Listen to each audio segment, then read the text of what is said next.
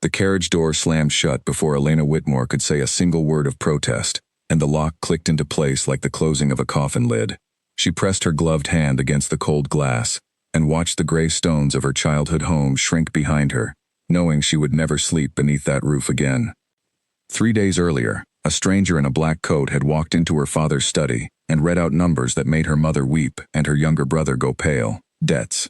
Enormous, crushing debts that her father had hidden behind smiles and empty promises for years. When his heart finally gave out at his desk, he left behind nothing but paper and shame. Elena had not cried at the funeral. She had stood perfectly straight beside her brother Henry, who was only 15 and still too thin for his suits, and she had made a silent vow that whatever came next, she would protect him. What came next arrived in the form of a letter sealed with a crest she did not recognize. A duke, the letter said. The wealthiest and most sought-after bachelor in the entire county, a man whose name alone could silence a crowded ballroom, had agreed to settle her father's debts in exchange for one condition. She would become his wife. She had laughed when she first read it, a short, disbelieving sound that startled the housekeeper. Dukes did not marry ruined gentlewomen with unpaid tailor bills and a brother who needed schooling. But the family lawyer, a tired man named Mr. Pratt, had looked at her with something like pity and told her the offer was real, and that refusing it would mean the workhouse for her mother and an uncertain future for Henry. So Elena said yes. Not because she wanted to, but because she had counted the coins in the house herself and found there were not enough to last the month. She met her husband to be exactly once before the wedding, in a drawing room so large her footsteps echoed. Duke Alexander Ashford stood by the window with his back to her when she entered, and he did not turn around for a long moment, as if he needed time to prepare his face before showing it to her. When he finally faced her, Elena understood at once why every unmarried woman in the country spoke his name with a kind of breathless longing. He was tall, with dark hair swept back and eyes the color of a winter sky, gray and distant. But there was no warmth in his handsomeness. His expression was carved from stone, polite and utterly empty. "Miss Whitmore," he said, his voice low and even, "I trust the terms were made clear to you." "They were, Your Grace." She kept her chin level, refusing to let him see how her hands trembled beneath her sleeves. "Then there is little else to discuss." He glanced toward the door, as though her presence had already worn thin. "The wedding will take place in a fortnight. My mother will handle the arrangements. You need only appear." It was not a proposal. It was an order delivered in the tone one might use to instruct a servant about the placement of furniture. Elena felt something small and stubborn ignite in her chest, a spark of anger that surprised her with its heat. "And afterward?" she asked. "What is expected of me as your wife?" For the first time, something flickered behind his gray eyes, there and gone, so quickly she almost doubted she had seen it. "Afterward," he said, "you will want for nothing. Beyond that, I suggest you expect very little from me." He left the room without another word, and Elena stood alone amid the enormous furniture, feeling smaller than she ever had in her life. The wedding itself was a spectacle, exactly the sort of event society adored. Hundreds of candles lit the ancient chapel, and every seat was filled with lords and ladies who had come not to celebrate love, but to witness the impossible, the marriage of the untouchable Duke Ashford.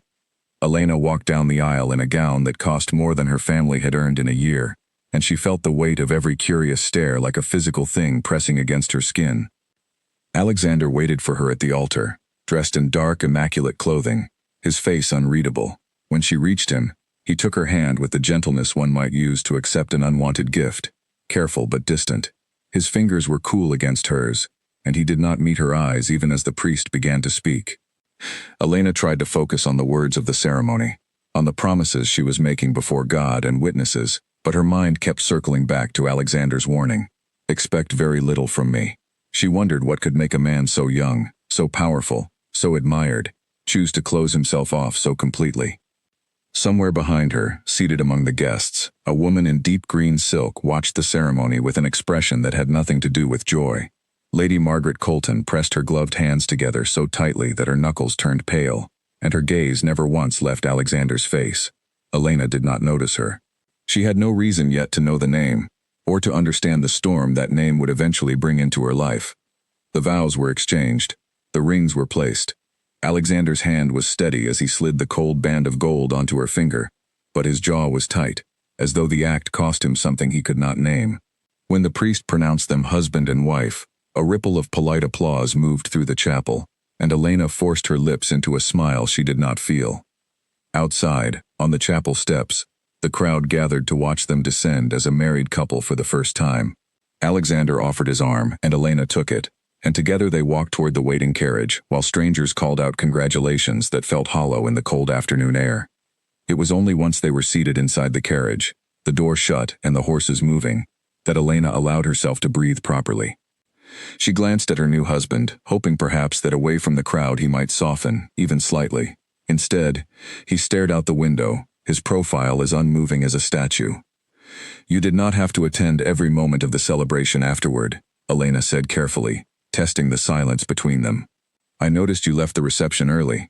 "I attended what was required," he said, without turning. "The rest was unnecessary." "Unnecessary." She repeated the word softly, tasting its coldness. "Is that how you see this marriage as well? Something merely required?" He turned to look at her then, and for a moment she thought she saw exhaustion in his eyes, a weariness that had nothing to do with the long day, but it vanished behind the same practiced stillness as before. "This marriage," he said, "exists because it was useful to both of us. You needed funds. I needed a wife who would not ask questions. I would advise you not to mistake necessity for anything warmer." The carriage rattled on through the darkening countryside, and Elena said nothing more, though inside her chest, that stubborn spark of anger burned a little brighter. She had agreed to save her family, not to be dismissed like an inconvenience in her own marriage. They arrived at Ashford Hall as the last light faded from the sky. The estate rose out of the darkness like something from an old story, towers and stone walls stretching far higher than Elena had imagined from the letters describing it. Rows of servants stood waiting at the entrance, their faces carefully blank as they bowed to their new mistress. Nathaniel Cross, the Duke's steward, stepped forward to greet them, his expression kinder than most, though still guarded. "Welcome home, Your Grace," he said to Alexander, then turned to Elena with a small, respectful nod. "And welcome to Ashford Hall, my lady." Elena thanked him, grateful for even that small warmth after the coldness of the carriage ride.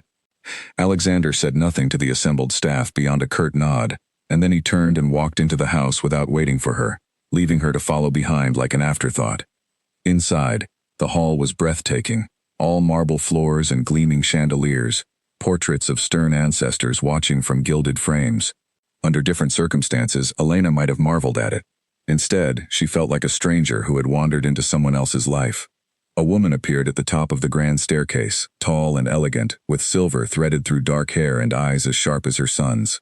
The Dowager Duchess Constance descended slowly, her gaze sweeping over Elena with an assessment so thorough it made Elena feel as though she were being measured for a role rather than welcomed as family. "So this is the girl," Constance said, addressing Alexander rather than Elena directly. "She will do, I suppose." "Mother," Alexander said, a note of warning in his voice. Constance's lips curved into something that was not quite a smile. "I only speak the truth, Alexander. You know better than anyone that appearances matter more than feelings in our world." She turned her attention fully to Elena now, studying her with unsettling intensity.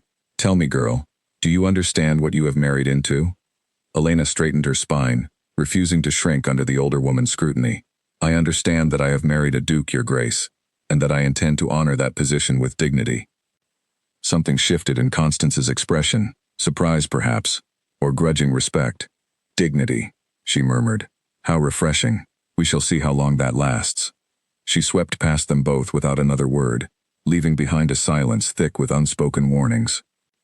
Alexander watched his mother go, his jaw tight, before finally turning to a waiting servant.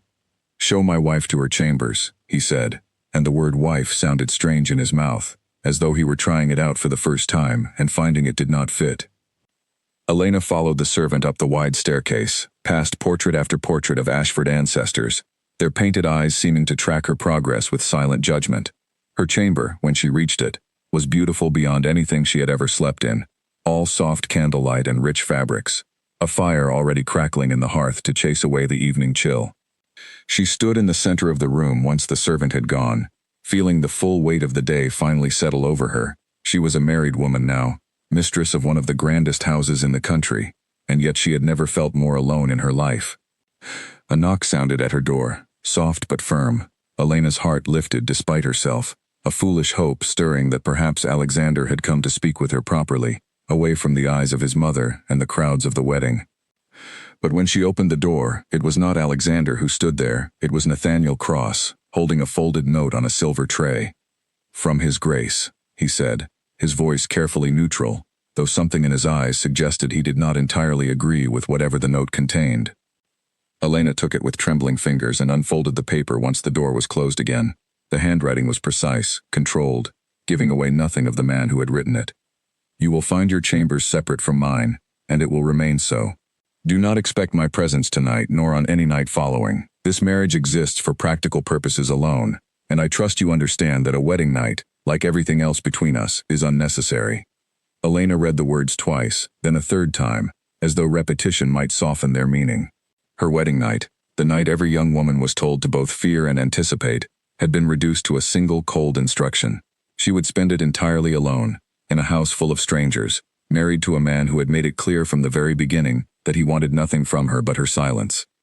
She folded the note carefully and set it on the table beside her bed, refusing to let the tears gathering in her eyes actually fall. Whatever secrets lay behind Alexander Ashford's cold eyes, whatever wound had made him build such high walls around himself, Elena did not yet know. But she made herself a second vow that night, lying alone in an unfamiliar bed in an unfamiliar house. She would not break. Whatever this marriage truly was, whatever cruelty or indifference waited for her within these walls, Elena Whitmore would survive it with her dignity intact, just as she had promised herself at her father's grave. Outside her window, the moon rose high over Ashford Hall, silvering the gardens below, and somewhere in another wing of the great house, Alexander Ashford stood alone at his own window, staring out at the same pale light, his hand pressed against an old, faded scar hidden beneath his sleeve, his mind full of a memory he had spent years trying to bury. Neither of them slept easily that night, and neither of them yet understood how much their lives were about to change. The first crash of porcelain against the floor jolted Elena awake before dawn, and she sat up in the unfamiliar bed with her heart pounding, certain for one confused moment that something terrible had happened. Then she heard the voices, sharp and hushed, coming from somewhere beyond her door, and she realized the sound had come from the corridor. She rose quickly, wrapping a shawl around her shoulders, and cracked open her door just enough to see two maids kneeling on the floor, gathering shattered pieces of a vase while a third stood wringing her hands nearby. "He was in a temper again," one of the maids whispered. "Threw it clean across the study. Nathaniel says it happens every year on this same date, ever since the old days." "Hush," the older maid snapped, noticing the door had opened. She caught sight of Elena and straightened at once, her face arranging itself into practiced calm. "My lady, forgive the disturbance. Please, return to your rest." Elena did not return to her rest. She stood in the doorway a moment longer, turning the maid's words over in her mind. Every year on this same date. What date was it, and what had happened on it that could still make a powerful, controlled man like Alexander Ashford lose command of himself so completely? She did not ask. She had learned already, in less than a full day of marriage, that questions in this house were rarely welcomed and even more rarely answered. Breakfast the next morning was a formal, silent affair, taken in a dining room large enough to seat 40 guests, though only 3 chairs were occupied. Alexander sat at the head of the table, his face composed once more, betraying nothing of whatever storm had passed through him hours earlier. The Dowager Duchess sat to his right, sipping tea with the unhurried elegance of a woman who had never once doubted her place in the world. Elena took the seat indicated for her, farthest from her husband, and found herself the subject of Constance's steady, evaluating gaze throughout the entire meal. "You slept well, I trust," Constance said, though her tone suggested she already knew the answer and found it amusing. "Well enough, Your Grace," Elena replied evenly, refusing to give the older woman the satisfaction of seeing her discomfort. "How fortunate. This house is not always so quiet at night." Constance's eyes flicked briefly toward her son, who did not look up from his correspondence. "Some old habits are difficult to break, even for a duke." Alexander set down his letter with deliberate care. "Mother, I believe the weather would make for more pleasant conversation." "Of course, dear." Constance smiled, though it did not reach her eyes. "We must always speak of pleasant things." The rest of the meal passed with careful, empty conversation about the weather and upcoming social obligations, and Elena learned nothing more, though she filed away every strange glance, every half-finished sentence, for later consideration. Her days quickly fell into a pattern that felt more like imprisonment than marriage. Alexander left early each morning for reasons he never explained, and returned late each evening. often shutting himself into his study with strict instructions that he not be disturbed. Elena rarely saw him except at the occasional silent dinner, and when she did, his politeness was so precise, so carefully rehearsed, that it felt colder than open hostility might have. The servants, she noticed, treated her with a strange mixture of respect and pity, as though they knew something about her situation that she did not yet understand herself. Only Nathaniel Cross showed anything resembling genuine warmth, always ready with a kind word or a suggestion for how she might occupy her long, empty hours. It was Nathaniel who first mentioned the name that would come to haunt so many of her days. She had been walking through the portrait gallery on a gray afternoon, studying the painted faces of generations of Ashfords, when she paused before a portrait unlike the others.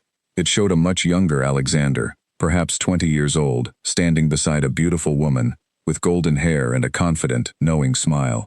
Something about the way they stood together, close but not quite touching, made Elena's chest tighten with an emotion she could not name. "That was painted some years ago," Nathaniel said, appearing at her side with quiet footsteps, before His Grace took his current title. "Who is she?"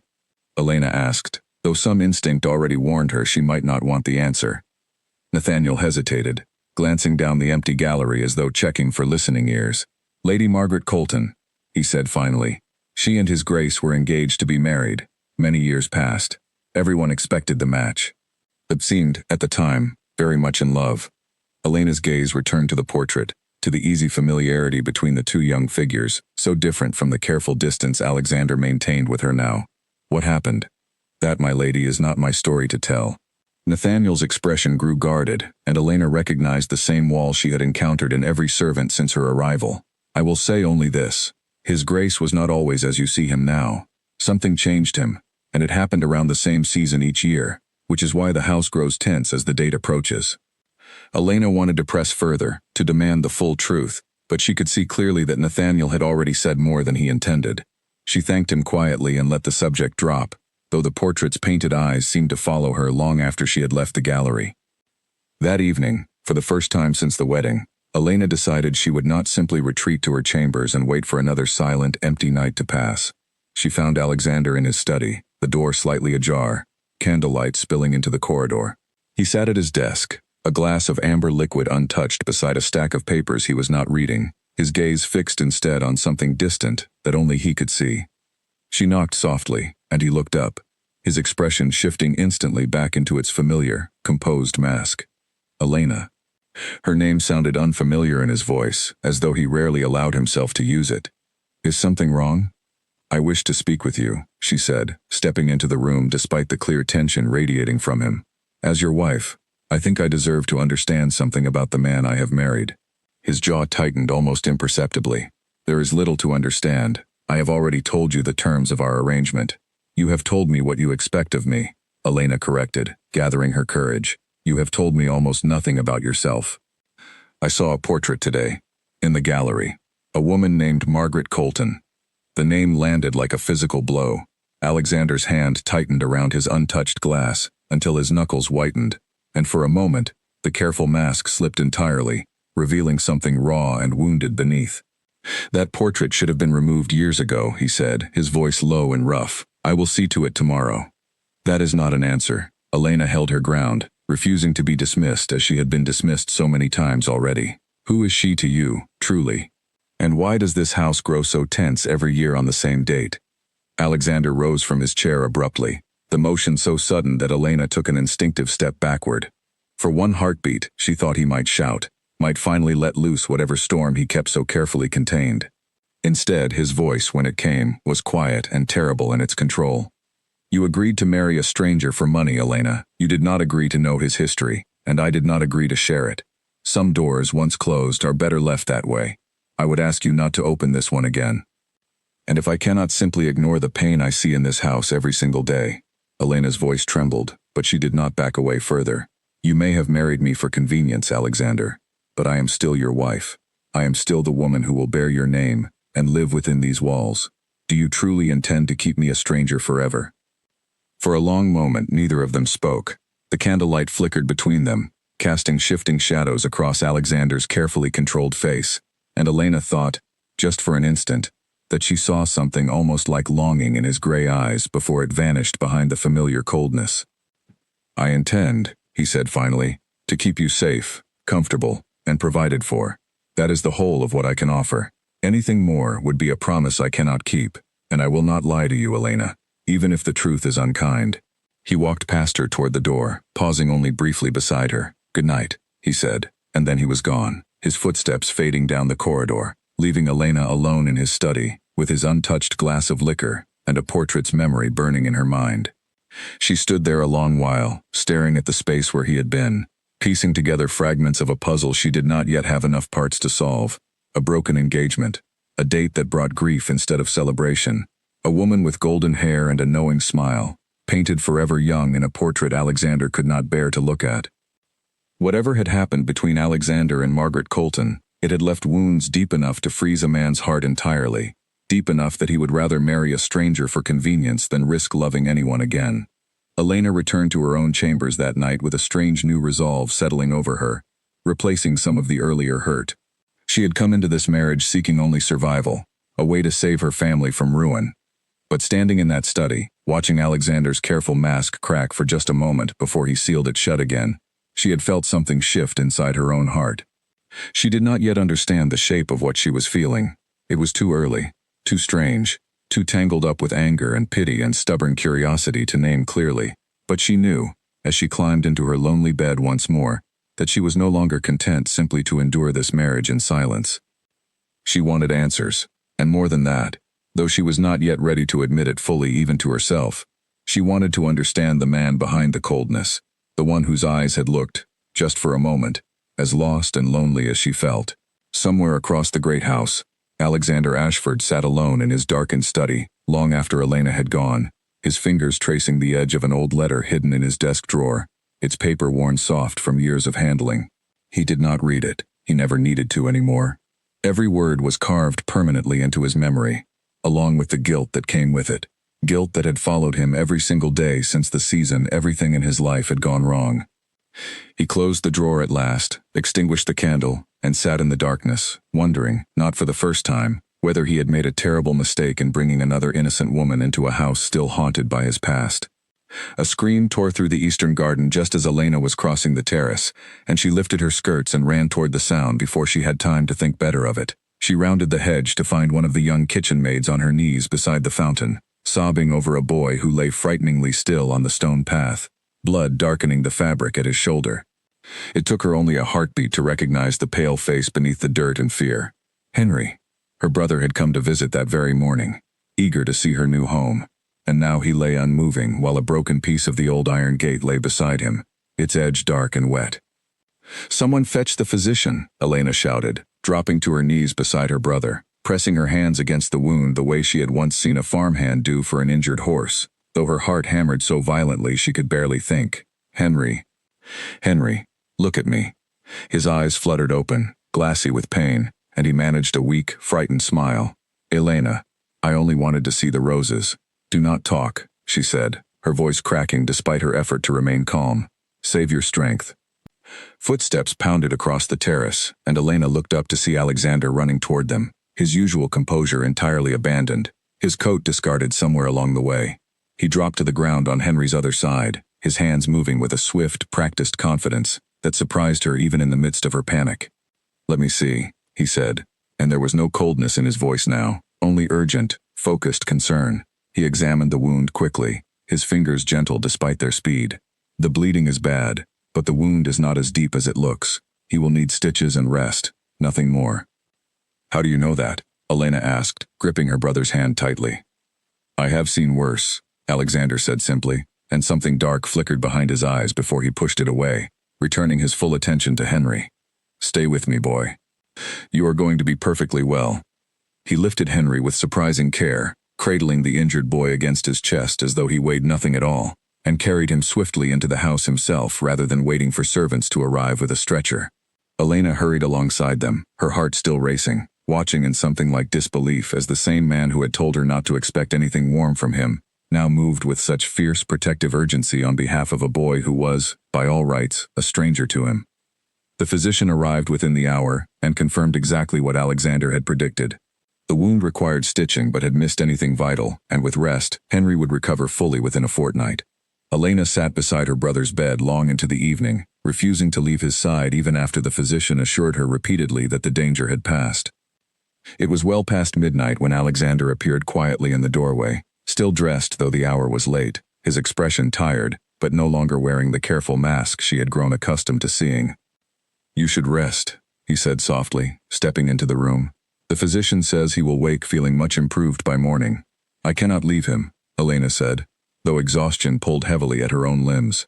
"Not until I am certain he is truly safe."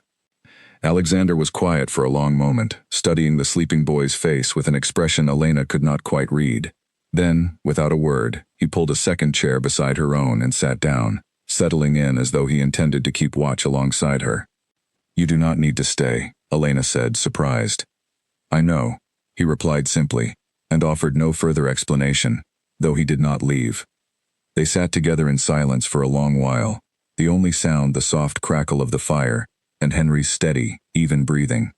Elena found herself stealing glances at her husband's profile, illuminated by the low firelight, searching for some clue to the man who had shown such unexpected gentleness that afternoon.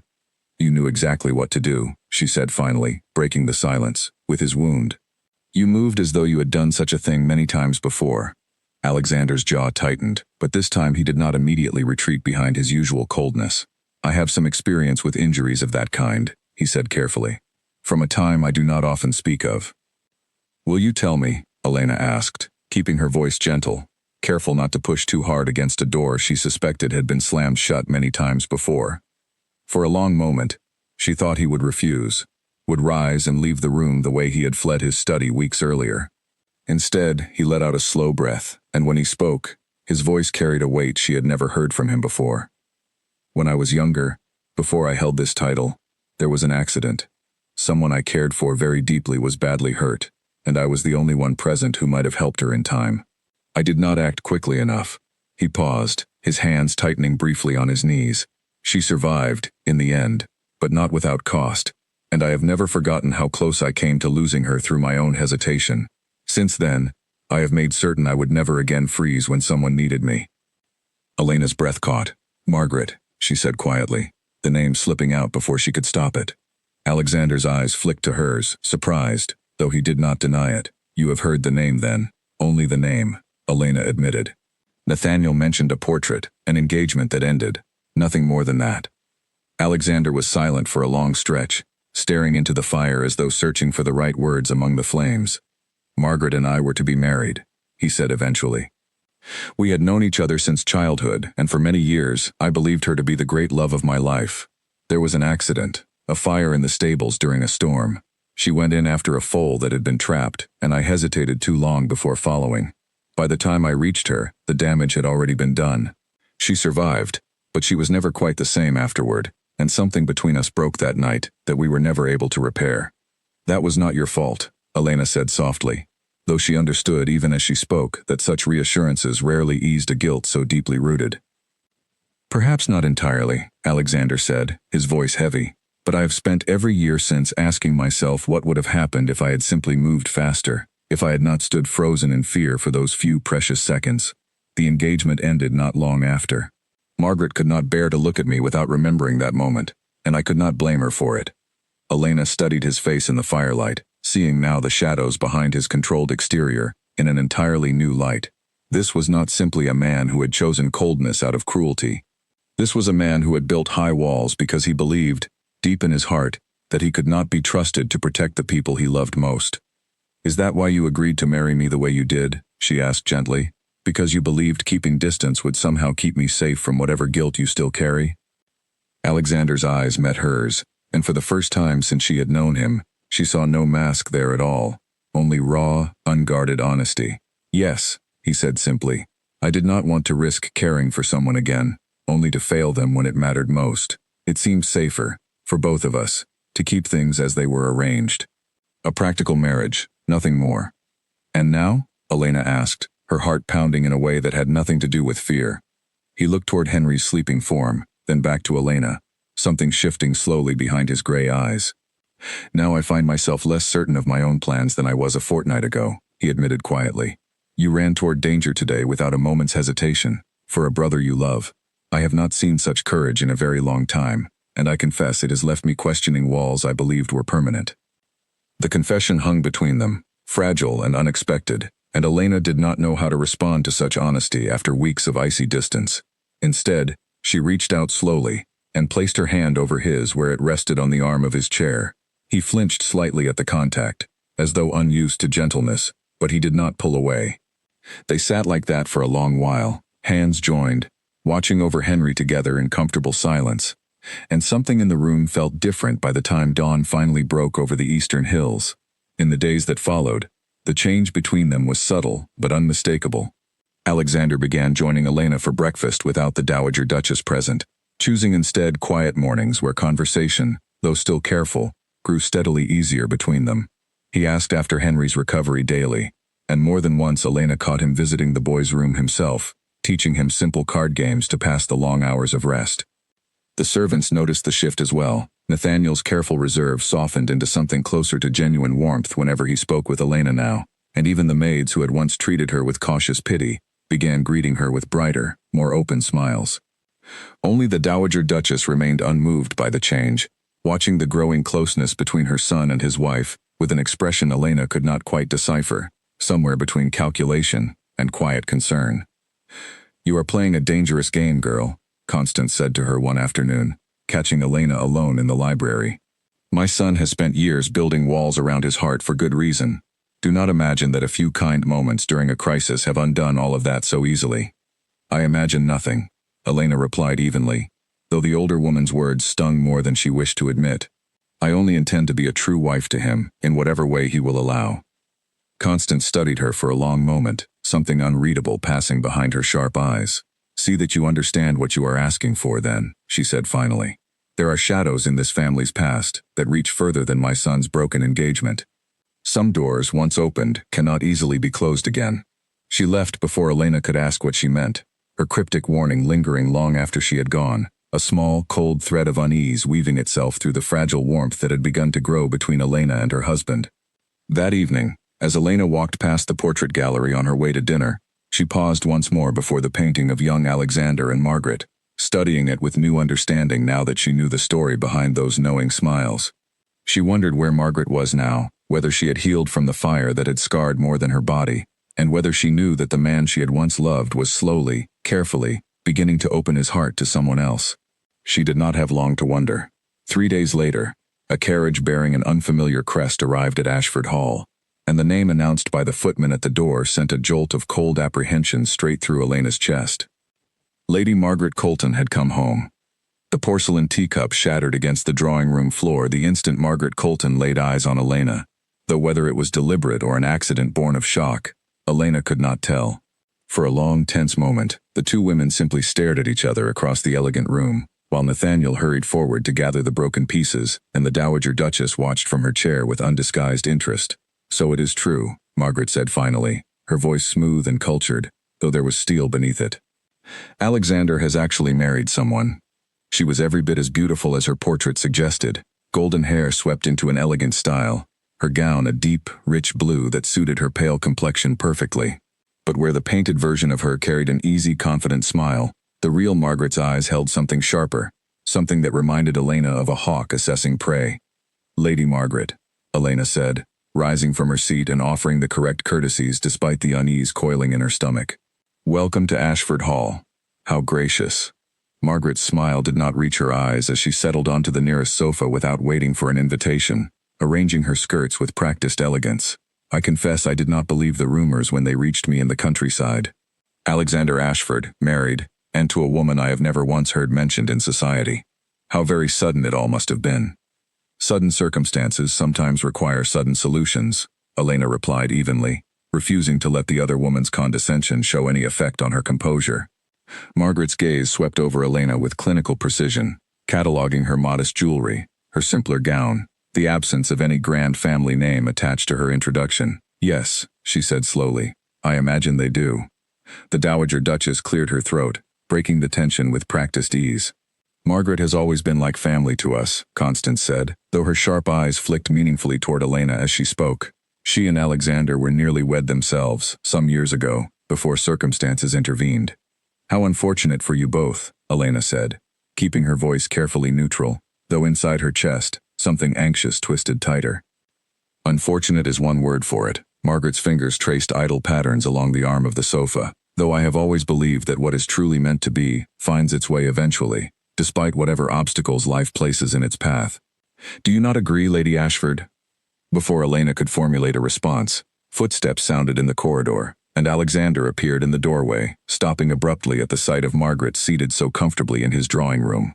For a moment, something complicated passed across his face. Surprise and old, unresolved feeling tangled together before he carefully smoothed his expression back into composure. "Margaret," he said, his voice carefully controlled, "I was not informed of your visit."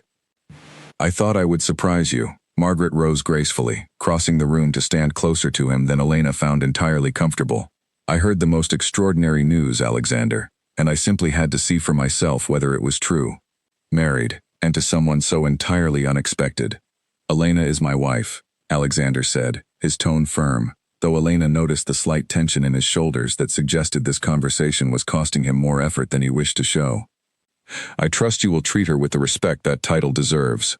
"Of course," Margaret said smoothly, though her eyes told a different story entirely as they flicked toward Elena. "I would never dream of treating your wife with anything less than perfect courtesy." The visit that followed stretched into an uncomfortable hour of careful conversation, during which Margaret skillfully wove references to shared memories, old jokes, and moments Elena had no part of, each one a small, precise blade meant to remind everyone present exactly how deep the history between herself and Alexander ran. Elena watched her husband's careful restraint throughout, noting how he neither encouraged Margaret's reminiscences nor entirely shut them down, and she found herself wondering, despite everything he had confessed to her only nights before, whether old feelings still lingered somewhere beneath his controlled exterior. When Margaret finally departed, promising to return soon for a proper visit now that she knew the family so well, Elena remained in the drawing room long after the sound of the departing carriage had faded, turning over everything she had witnessed. "You are troubled," Alexander said, appearing in the doorway once the room had emptied of everyone else. "Should I not be?" Elena asked, unable to keep a slight edge from her voice. "The woman you nearly married, the one whose portrait still hangs in your gallery, arrives unannounced and speaks to you, as though the years between you never happened at all." Alexander crossed the room slowly, stopping a respectful distance away. "Margaret and I share history. That much is true.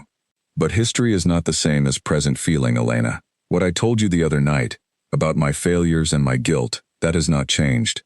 But neither has my growing respect for you, and for the courage you have shown since coming into this house." "Respect," Elena repeated softly. "Is that all you can offer me, even now?"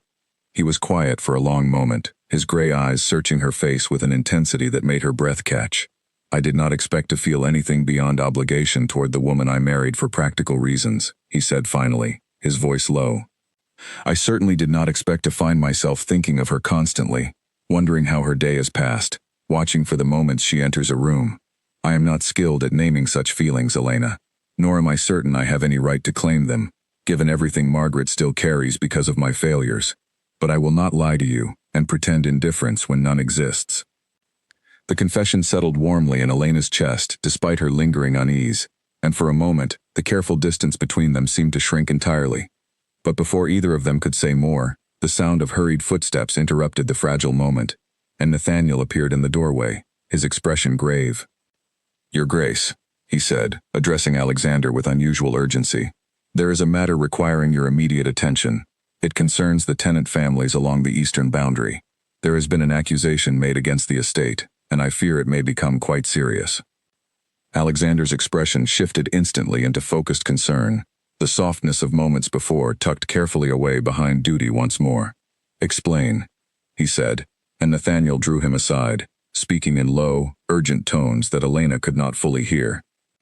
Whatever the crisis was, it consumed Alexander's attention completely over the following days, pulling him away from the house for long hours, and leaving Elena once again largely alone with her thoughts, though this time the silence felt different than before.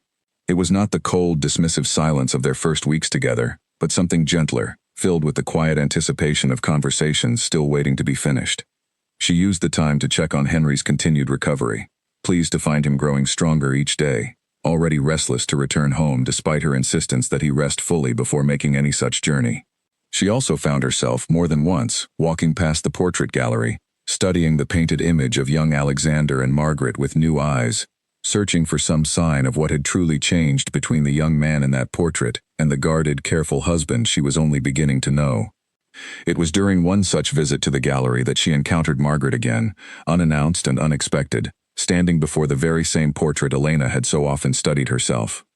"He was so different then," Margaret said softly, not turning as Elena approached, as though she had sensed her presence without needing to look.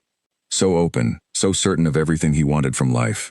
I have often wondered what might have happened if that night had gone differently."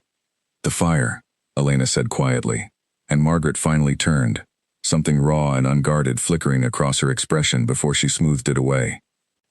"He told you then," Margaret's voice carried genuine surprise. "He rarely speaks of that night to anyone, not even to me, not truly, not since it happened. He blames himself," Elena said, "for not reaching you in time." "He should not," Margaret said, and something in her tone made Elena pause, sensing there was more to the story than what Alexander had shared. The fault was never entirely his, whatever he has convinced himself over the years. But guilt, once it takes root, is a difficult weed to remove, and Alexander has always been far too willing to carry burdens that are not fully his own. "Then why let him believe otherwise?" Elena asked, genuinely curious now, some of her earlier suspicions softening in the face of Margaret's evident sorrow. If the fault was not entirely his, why allow the guilt to stand unchallenged for so many years? Margaret was quiet for a long moment, her gaze returning to the portrait, to the young, hopeful faces painted there. "Because for a long time, I wanted him to suffer as I had suffered," she admitted finally, her voice barely above a whisper. "It was cruel of me, and I am not proud of it, but grief makes us do unkind things sometimes, even to the people we love most. By the time I was ready to release him from that guilt, too much time had passed, and too much had already broken between us to repair easily." The confession hung heavy in the gallery air, and Elena found herself studying the other woman with new understanding, seeing past the sharp, guarded exterior to the wounded grief still living underneath. "Is that why you have come now?" she asked gently, "to finally set things right between you?" "Perhaps," Margaret said, though something in her expression suggested the truth was more complicated than a simple yes. "Or, perhaps I have come because I did not expect, after all these years, to feel such a sharp pang of jealousy watching him look at someone else the way he once looked at me. Grief is a strange companion, Lady Ashford. Sometimes it convinces us we have released something long after we truly have." She left the gallery without further explanation, her footsteps fading down the corridor, leaving Elena alone once more with the painted eyes of a past she was only beginning to fully understand. Whatever Margaret Colton truly wanted from her return to Ashford Hall, Elena suspected it was far more complicated than simple reconciliation, and she felt, with growing certainty, that the fragile warmth beginning to bloom between herself and Alexander was about to face its greatest test yet. That night, as she prepared for bed, a soft knock sounded at her door, and she opened it to find Alexander standing there, weariness etched across his features from the long day's difficult work, though something gentler lingered beneath the exhaustion. "I did not wish the day to end without seeing you," he said simply, and Elena's heart lifted despite the uncertainty still swirling within her. "Come in," she said softly, stepping aside, and for the first time since their wedding night, Alexander crossed the threshold into her chambers, not with any grand declaration, but with the quiet, careful steps of a man slowly, deliberately choosing to close the distance he himself had once created. They spoke for hours that night, of small things and large ones, of Henry's recovery and the tenant troubles Alexander was working to resolve, of childhood memories and quiet hopes neither had voiced aloud to anyone before. It was not a night of grand declarations or sudden transformation, but something steadier, more real, the slow building of trust between two people who had begun their marriage as strangers, and were only now, carefully, learning to become something more. Neither of them spoke Margaret's name again that night, but her presence lingered at the edges of the house, patient and watchful, waiting for the moment she would make her true intentions known. The letter arrived without warning, slipped beneath Elena's door sometime before dawn, and she found it when she woke, her name written across the front in an elegant, unfamiliar hand. She recognized the handwriting almost immediately from notes she had seen exchanged between Margaret and the Dowager Duchess over the preceding days, and her stomach tightened with apprehension even before she broke the seal. "Lady Ashford," the letter began, "I find I owe you a truth that Alexander himself may never bring himself to share. out of misplaced guilt and protective instinct toward the people he loves.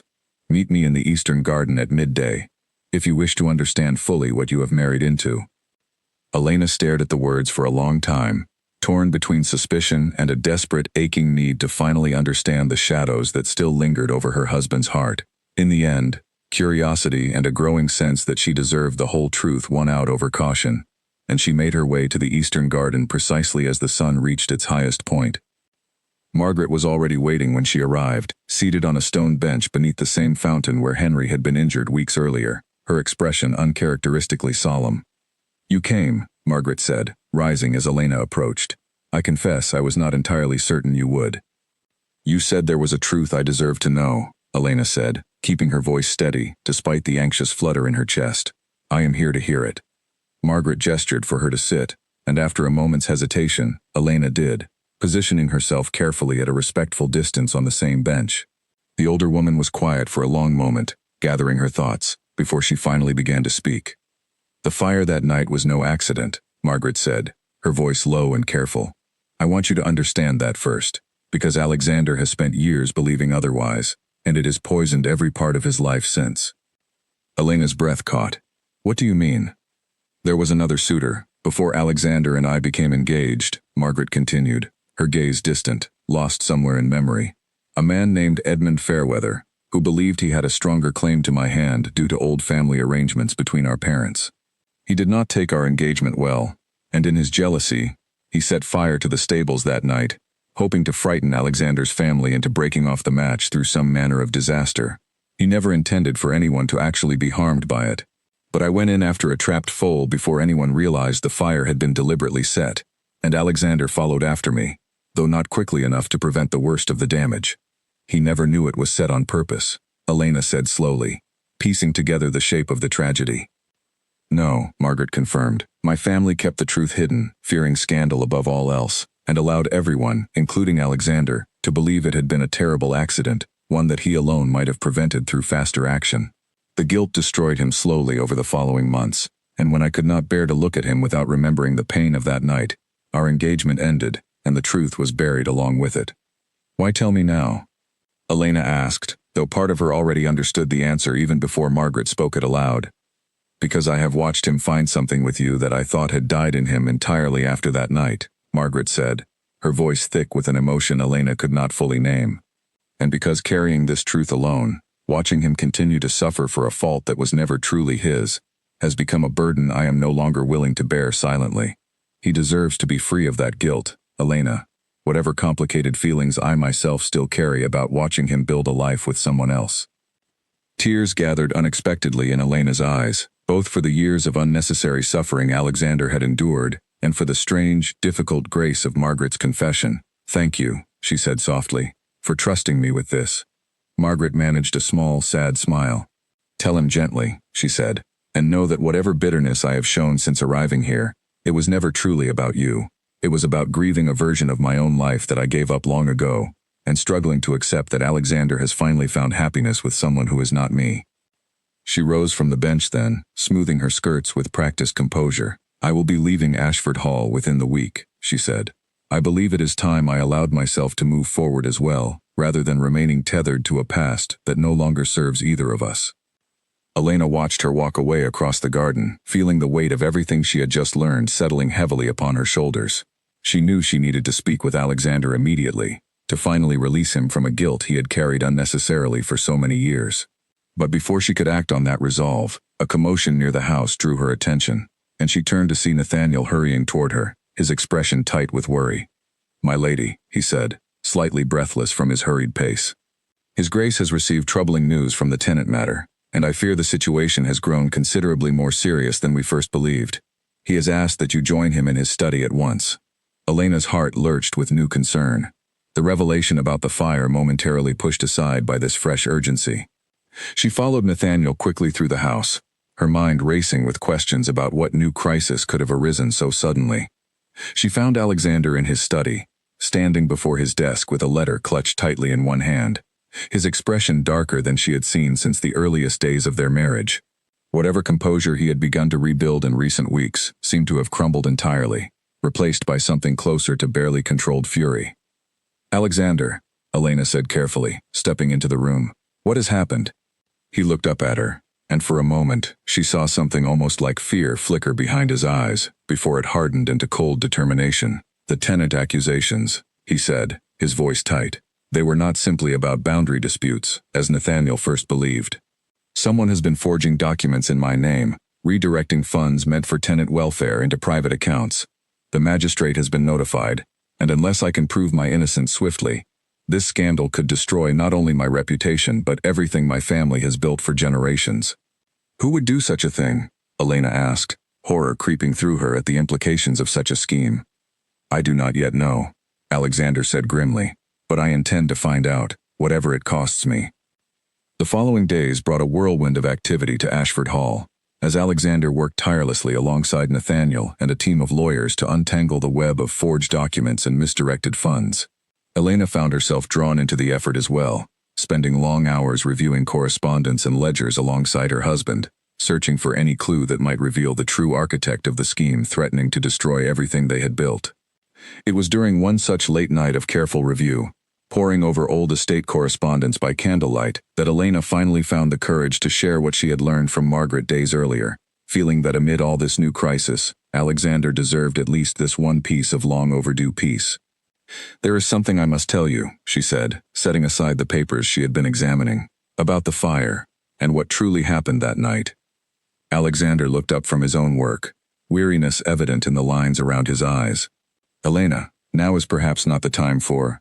It was set deliberately, Elena said gently, cutting through his protest before he could deflect the conversation entirely, by a man named Edmund Fairweather, out of jealousy over Margaret's engagement to you. It was never an accident, Alexander, and it was certainly never your failure that caused the damage that night. You did not hesitate out of weakness. You simply could not have prevented a crime that was already being committed before you even arrived. The color drained from Alexander's face, his hand tightening around the pen he had been holding until his knuckles turned white. That cannot be true, he said, though his voice carried more hope than certainty. Margaret told me herself, only days ago, Elena said softly. She said the truth was hidden to avoid scandal, and that she could no longer bear to watch you carry guilt that was never rightfully yours. She is leaving Ashford Hall within the week, Alexander, having finally decided to release both of you from a past that has held you both prisoner for far too long. For a long moment, Alexander said nothing at all, simply staring at the papers scattered across his desk as though seeing them for the first time. When he finally spoke, his voice was rough with an emotion Elena had never heard from him before. Years, he said quietly. Years I have carried that guilt, believing I failed someone I loved through my own cowardice, and it was never true at all. Elena rose and crossed to his side, placing a gentle hand on his shoulder. He looked up at her, and this time, he did not hide behind any careful mask at all. His eyes were bright with unshed tears, decades of self-blame finally beginning to crack and crumble away. Thank you, he said simply, reaching up to cover her hand with his own, for telling me, and for everything you have brought into this house since the day you arrived, even when I gave you every reason to remain distant from me. I could not watch you continue suffering for something that was never your fault, Elena said softly. Not when I have come to care for you far more than I ever expected to, given how our marriage began. The words hung in the air between them, the first open admission of feeling either of them had voiced so directly, and Alexander rose slowly from his chair, closing the small distance between them, until he stood directly before her, his gray eyes searching her face with an intensity that made her breath catch. Elena, he said softly, I believe I have fallen in love with my own wife, quite against every careful plan I made when I first proposed this arrangement. Before she could respond, a sharp knock interrupted the moment, and Nathaniel entered the study with urgent news that immediately dispelled the fragile intimacy of the moment. Your Grace, he said, breathless with haste, we have found something. The forged documents. I believe I know who is responsible. Alexander's expression shifted instantly back into focused determination, though he kept Elena's hand clasped firmly in his own, even as he turned toward his steward. Tell me everything, he said. Nathaniel spread a set of documents across the desk, pointing to specific signatures and dates with careful precision. The forgeries all trace back to correspondence handled through a single clerk, one who was recently dismissed from the estate's employ under suspicious circumstances. I have reason to believe he was acting on behalf of a distant relative of yours, Your Grace, one who stands to inherit a considerable portion of the estate should your reputation and standing be sufficiently damaged. Cousin Edward? Alexander said grimly, understanding dawning across his features. He has always resented that the title passed to my branch of the family rather than his own. I believe so, Your Grace, Nathaniel confirmed, though proving it conclusively will require careful work and considerable speed, given how close the magistrate's deadline has grown. The revelation set the household into fresh motion, as Alexander and Nathaniel worked through the remainder of the night gathering evidence to expose the true architect of the scheme threatening to destroy everything the Ashford family had built across generations. Elena remained at her husband's side throughout, offering what support and clear thinking she could, as exhaustion began to wear at all of them. By the time dawn broke over the eastern hills once more, they had assembled enough evidence to bring the truth before the magistrate with confidence, though the coming days would still require careful, deliberate effort to see the matter fully resolved and Alexander's reputation properly restored. As the first light of morning spilled through the study windows, Alexander finally set down his pen, exhaustion evident in every line of his posture, and turned to Elena with something like wonder in his tired eyes. "We will resolve this," he said quietly. "Together, this time, rather than facing such trials alone as I have done for so many years before you arrived." Elena smiled, despite her own exhaustion, feeling a warmth settle over her that had nothing to do with the rising sun outside. Whatever trials still lay ahead, whatever final confrontation awaited them with the cousin who sought to destroy everything Alexander held dear, she found she was no longer afraid to face it, not when she finally understood the true depth of the man standing beside her, and the love slowly, steadily blooming between them despite every obstacle that had stood in their path.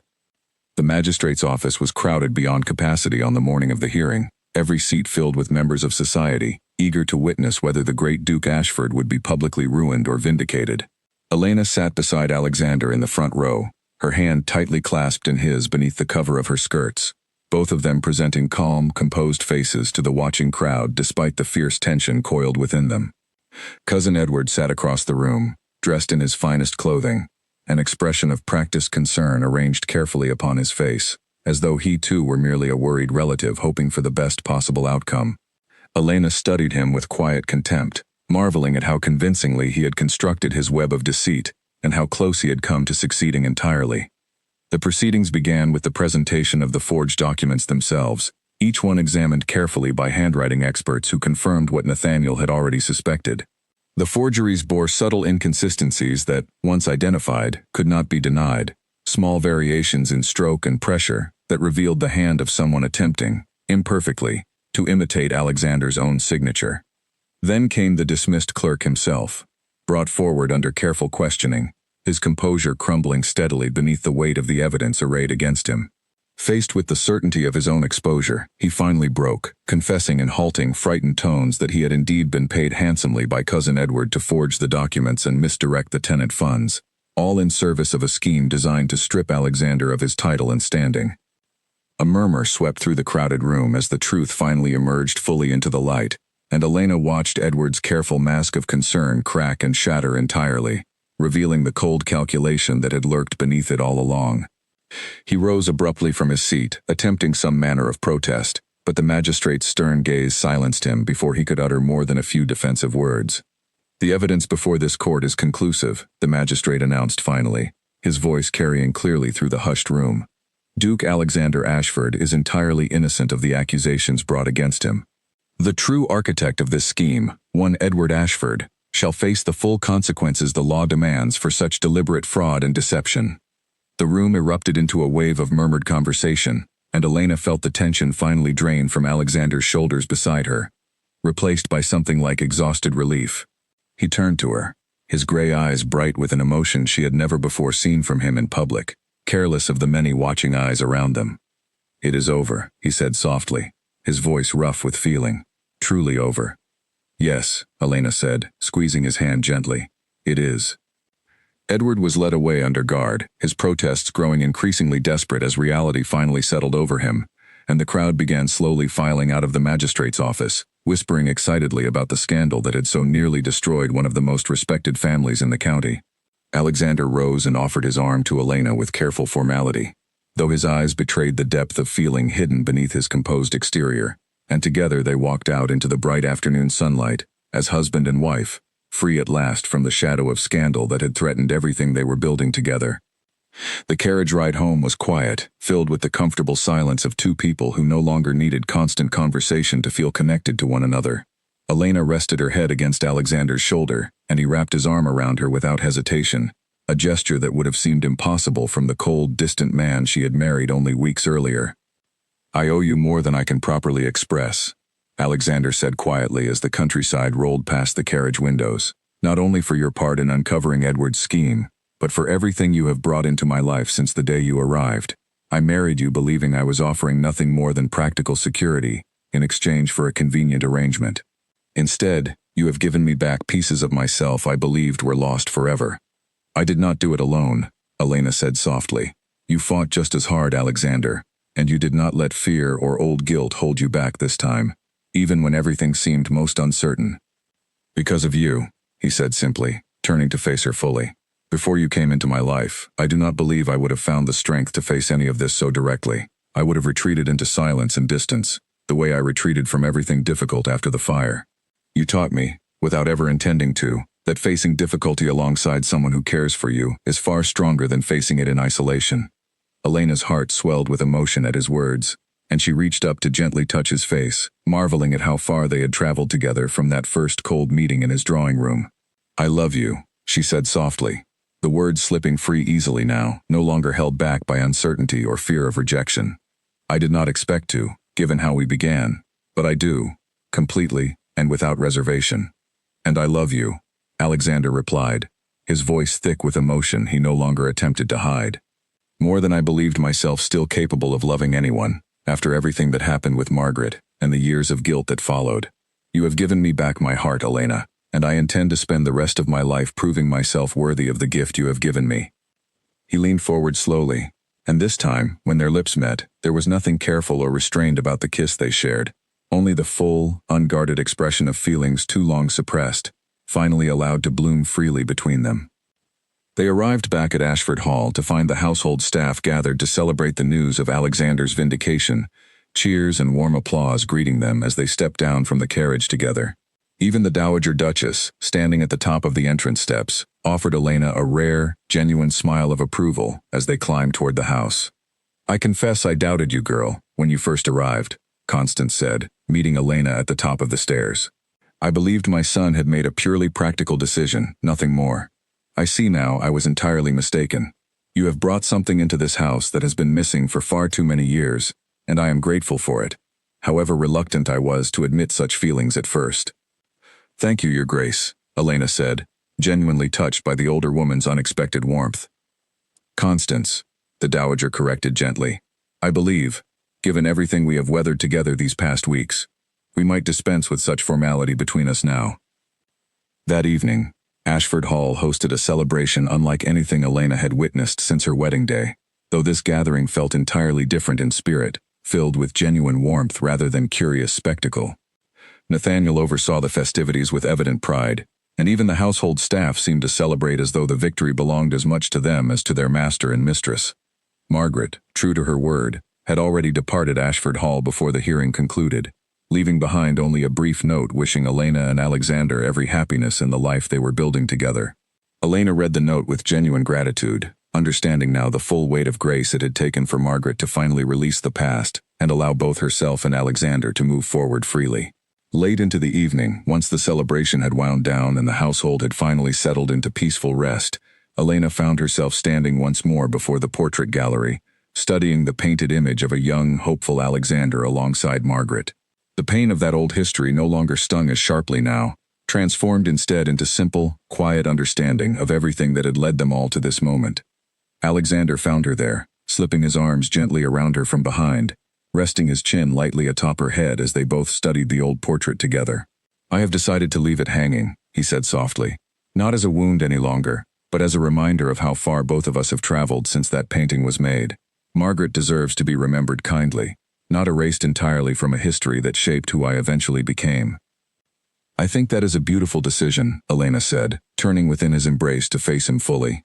"We do not need to forget the past to build something wonderful in the present." He smiled then, a real, unguarded smile that transformed his entire face, chasing away every last shadow of the cold, distant Duke she had first married weeks earlier.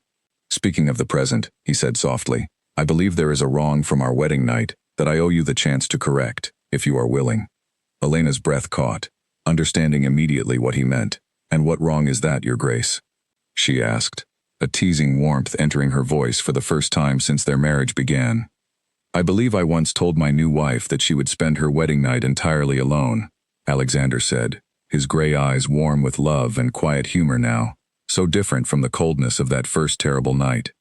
"I find myself deeply regretting that particular decision, and I would very much like the opportunity to correct such a foolish mistake, if my wife will permit me the honor."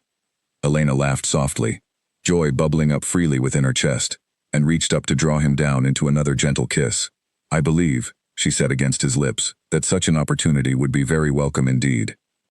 Hand in hand, they left the portrait gallery together, walking not toward separate chambers as they had on that first cold night, but toward a shared future built on honesty, courage, and a love neither of them had expected to find within the careful, practical arrangement that had first brought them together. Outside, the same moon that had once witnessed Elena's lonely tears now shone down upon a house finally, truly filled with warmth, its long shadows chased away at last by the steady, patient light of love that had grown, against every expectation, between two people who had once been nothing more than strangers bound by necessity, and who had become, through courage and honesty and quiet devotion, everything to one another. A year had passed since the hearing that cleared Alexander's name, and the gardens of Ashford Hall were in full bloom when Elena stood at her bedroom window one bright morning, watching her husband walk across the lawn below with Henry at his side, the two of them deep in conversation about the young man's upcoming studies at university. Henry had grown taller in the months since his injury, filled out with the confidence of a boy who had finally found stability and family after years of uncertainty, and Elena felt her heart swell with gratitude every time she watched him laugh freely with the man who had become far more than a distant brother-in-law to him. Ashford Hall itself had transformed as thoroughly as its master had. Where once the halls had echoed with cold silence and careful guarded footsteps, now the sound of genuine laughter drifted through the corridors, and the servants moved about their duties with easy warmth rather than cautious reserve. The Dowager Duchess had softened considerably as well, spending long afternoons with Elena discussing estate matters and, more surprisingly, sharing stories of Alexander's childhood that painted a picture of the boy he had been, before grief and guilt had closed him off from the world. News had reached them some months earlier that Margaret had married a kind gentleman from a neighboring county, a widower with 2 young children who had, by all accounts, given her the settled happiness she had spent so many years searching for. Elena had written to her with genuine warmth upon hearing the news, and Margaret's reply, filled with affection and gratitude for the grace Elena had shown her during those difficult early days, had cemented a friendship between them that neither had expected when they first met beneath that portrait in the gallery. Edward, Alexander's treacherous cousin, had been stripped of what little standing remained to him following his conviction, and had removed himself entirely from society, his name spoken only rarely and always with the quiet disdain reserved for those who had betrayed their own family for greed. Alexander rarely spoke of him at all anymore, the old wound of betrayal having faded steadily into simple, distant memory, rather than the raw anger it had once been.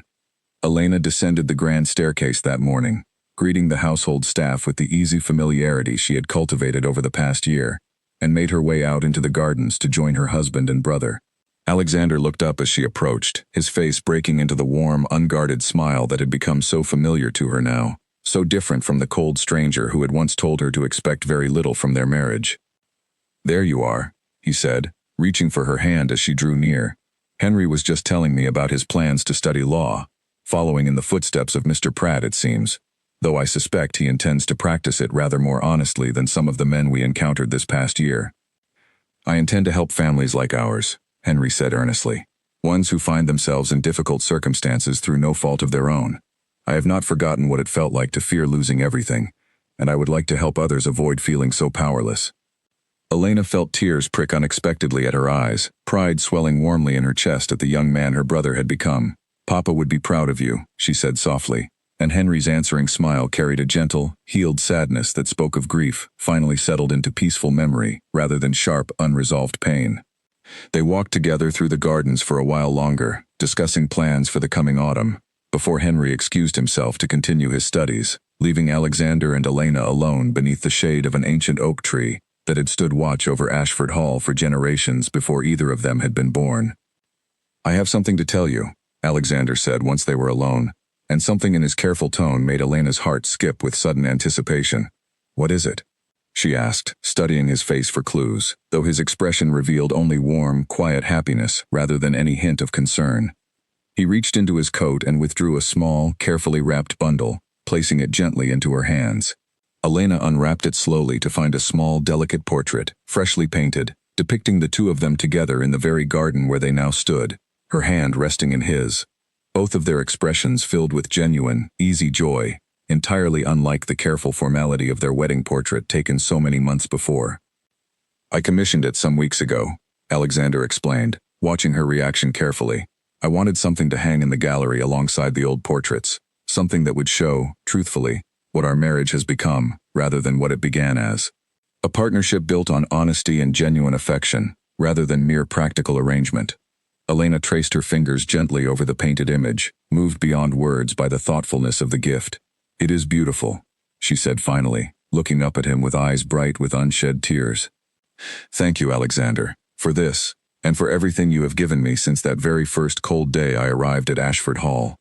I believe I have received far more than I have given, in truth," Alexander said softly, drawing her closer beneath the shade of the old oak tree. "You arrived here a stranger, bound to me by necessity and circumstance, and you have become the truest partner and dearest friend I could ever have hoped to find in this life. I do not believe I properly understood what it meant to be loved, truly and completely, until you showed me through your quiet courage and unwavering kindness. And I did not understand what it meant to feel truly safe, truly seen, until you finally let down the walls you had built around your heart," Elena replied, resting her head gently against his chest, listening to the steady, comforting rhythm of his heartbeat. "We found each other through such an unlikely beginning, and yet I would not trade a single moment of our journey together, not even the difficult ones, for they led us exactly to where we are meant to be." They stood together beneath the ancient oak for a long while, content simply to enjoy the peaceful warmth of the summer afternoon, and the quiet, settled happiness that had grown steadily between them since that first terrible wedding night so many months before. The house behind them, once cold and silent, now stood as a testament to how thoroughly love could transform even the most guarded of hearts, given enough patience, honesty, and unwavering devotion. That evening, as the sun set golden over the Ashford estate, Alexander led Elena into the portrait gallery once more, this time to hang their new portrait alongside the family's long history. He positioned it carefully beside the old painting of himself and Margaret, not as a replacement or erasure of the past, but as a continuation of a story that had grown wiser and gentler with time. "Every family carries its share of shadows," Alexander said, studying the two portraits side by side, the hopeful young man of years past and the settled, contented husband he had become. "But I have learned this past year that shadows need not define us forever, provided we have the courage to step fully into whatever light finally finds its way to us." Elena slipped her hand into his, gazing at their new portrait with quiet satisfaction. "And you found your light," she said softly. "I found you," Alexander corrected gently, turning to press a tender kiss against her forehead, which has turned out to be very much the same thing. Outside, the last golden light of evening spilled across the gardens of Ashford Hall, illuminating a home that had been transformed entirely from the cold, guarded fortress it once was, into a place filled with genuine warmth, laughter, and the steady, patient love that had grown between two people who had begun their marriage as strangers bound by necessity, and who had discovered, through courage, honesty, and unwavering devotion, a partnership far richer and more precious than either of them had ever dared to hope for on that first, uncertain wedding day. And so the most desired duke in the land, once known throughout society for his cold detachment and guarded heart, found in his unexpected wife not merely a practical arrangement, but the truest, deepest love of his entire life, proving that even the coldest winters eventually give way to spring, and that the most unlikely beginnings can, with patience and courage, blossom into the most enduring happiness of all.